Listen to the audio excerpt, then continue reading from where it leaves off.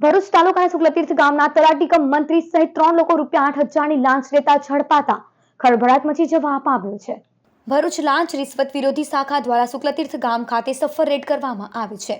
બનાવની વિગતો અનુસાર આ મામલામાં ફરિયાદીએ શુક્લતીર્થ ગ્રામ પંચાયતમાંથી વારસાઈની કામગીરી કરાવવાની હતી। આ કામગીરી બાબતે ફરિયાદીએ ગ્રામ પંચાયતના તલાટી કમ મંત્રી ઉમેશ નટવર પટેલ તમામ કાગળો પણ આપી દીધા હતા। જો કે તલાટી દ્વારા વારસાઈની કામગીરી કરવામાં આવી ન હતી અને છેલ્લા 1 વર્ષથી ફરિયાદીને ધક્કા ખવડાવવામાં આવતા હતા। આ બાદ તલાટી કમ મંત્રીએ વારસાઈની કામગીરી પેટે ₹8,000ની લાંચની માંગણી કરી હતી અને આ કામગીરી માટે ગ્રામ પંચાયતના વીસીઈ રવિરાજસિંહ ઉર્ફે કેનિલભાઈને મળી લેજો તેમ જણાવ્યું હતું। આ અંગે ફરિયાદીએ લાંચ રિશ્વત વિરોધી શાખાનો સંપર્ક કરતા ભરૂચ એસીબી દ્વારા છટકું ગોઠવવામાં આવ્યું હતું અને આજ રોજ ₹8,000ની લાંચ લેતા શુક્લતીર્થ ગ્રામ પંચાયતના તલાટી કમ મંત્રી ઉમેશ પટેલ, વીસીઈ રવિરાજસિંહ ઉર્ફે કેનિલ પરમાર અને ખાનગી વ્યક્તિ ચિરાગ ત્રિવેદીની ધરપકડ કરી તેઓ વિરુદ્ધ કાયદેસરની કાર્યવાહી હાથ ધરી છે।